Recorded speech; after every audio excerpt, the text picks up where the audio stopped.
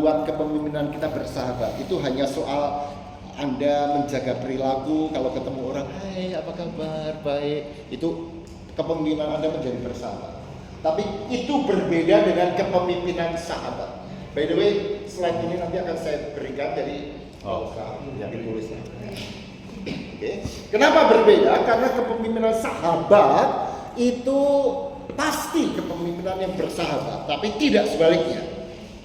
Belum tentu kalau Anda bersahabat, Anda menjadi sahabat. Bedanya di mana? Kepemimpinan sahabat itu lebih bicara soal siapa aku dan bagaimana aku mengimajinasikan diriku dan mengimajinasikan orang lain di depanku. Apakah mereka sahabatku atau tidak? Jadi soal identitas dan relasi. Sementara kepemimpinan bersahabat itu bicara soal gaya memimpin. Bagaimana style kita ini ramah, style kita ini disukai orang dan seterusnya dan sebagainya. Jadi jelas ya bahwa kepemimpinan sahabat itu sifatnya lebih ontologis, siapa saya sebenarnya. Sementara kepemimpinan bersahabat lebih pada perilaku kita. Nah, sebenarnya saya agak bosan bicara soal kepemimpinan. Ya, kenapa? Karena kepemimpinan ini sebenarnya adalah buzzword, kata yang ribut di dunia modern. Khususnya di gereja, kita selalu bicara soal kepemimpinan gitu. Tanpa sadar bahwa teori-teori kepemimpinan yang kita anut sekarang lebih banyak kita adopsi dari dunia manajemen, bisnis.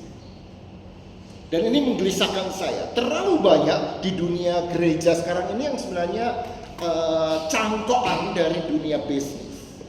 Saya nggak tahu di ONKP ini terbiasa nggak membuat visi 2025, 2035, ya.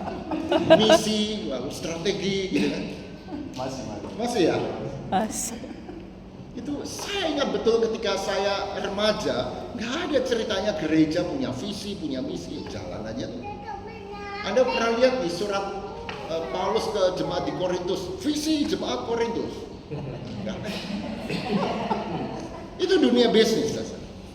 Saya ingat 2021 visi gereja kami selesai, 2011, 2021 itu masa pandemi bukan?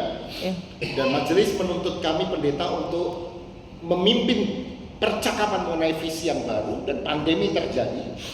Dan akhirnya kami punya ide bahwa setelah merenung, loh ini kan kita ini meminjam dari dunia bisnis. Padahal bisnis sekarang porak-poranda karena pandemi.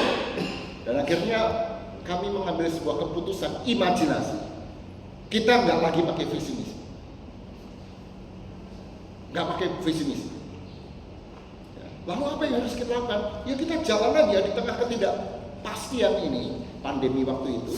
Berjalan pelan-pelan tapi berbekal bukan visi tapi virtue, kebajikan. Dan kita penuh sekali dengan tema-tema kebajikan. Ketika saya presentasikan ke majelis, ada satu penatua yang paling saya takut akan menolak gagasan saya bahwa kita nggak lagi perlu visi. Namanya Profesor Sami Kristamulyana. Dia penatua. Dia adalah guru besar di Sekolah Manajemen Prasetya Mulia. Tapi alih-alih dia menolak gagasan saya, kami pendeta, ternyata dia berkata, saya sepakat sepenuhnya dengan Pak Iwas. Kenapa?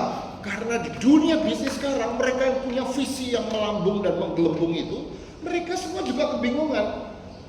Visi itu kan kayak 10 tahun ke depan.